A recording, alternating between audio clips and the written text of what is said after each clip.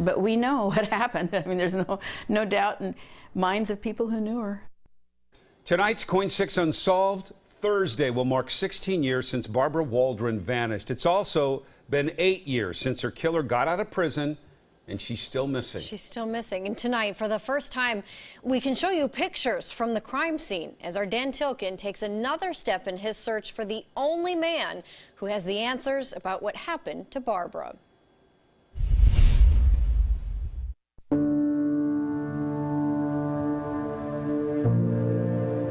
What do you miss about her?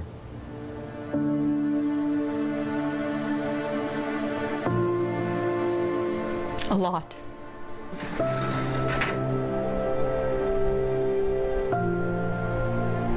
Lorraine Hunt needs to remind people her friend, Barbara Waldron, is still missing. So you feel a duty still all these years later?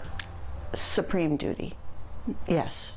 Okay. Lorraine felt compelled to come forward after she saw Barbara's other close friend, Liz Markham, speak up in our February story. All roads lead to, of course, one person, so I don't know if I'll ever know where she is.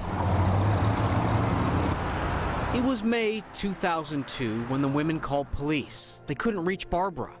And all these years later, we asked the Multnomah County Sheriff's Office to share these photos of what they found when they searched the Waldrons' Northwest Portland home.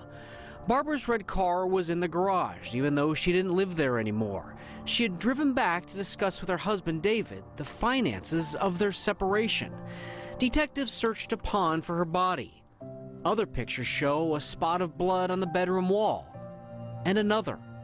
They found some of Barbara's belongings behind books. Finding her purse behind a library, she carried that purse with her everywhere she would go. She wouldn't have left that there and then gotten in a car with anybody else.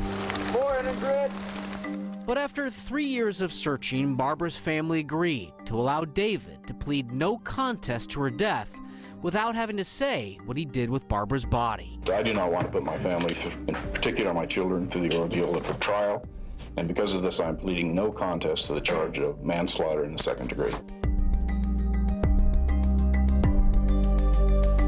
I think all things considered, it was an appropriate resolution.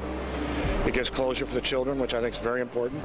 Let's go, single arm space. Given the lack of a body and given the lack of key physical evidence, there was a distinct possibility we would not achieve even this measure of justice had the case gone to a contested trial. David has been out of prison since 2010. I've been trying to speak with him ever since. I've gone to the address on his driver license in Southeast Portland. It's his sister's house. I talked to people involved in a real estate deal with David. They and others told us they thought his health is failing and is living near or with his adult daughter, Barbara's daughter, in this house she owns near Seattle. I left my business card with a man who answered the door, but we haven't heard back.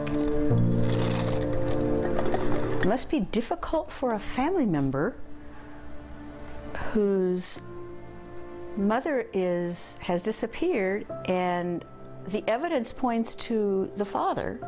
And how do you process that and how do you accept that? Is there any doubt in your mind that he knows? None. None whatsoever. Doing this and keeping her memory alive every May is really important. Who knows when something will come up. And end the painful mystery, 16 years and counting. Dan Tilkin, Coin 6 News. Something else. If Barbara's body is ever discovered, prosecutors could not charge David Waldron with murder because of the plea deal and double jeopardy. Good story, Dan.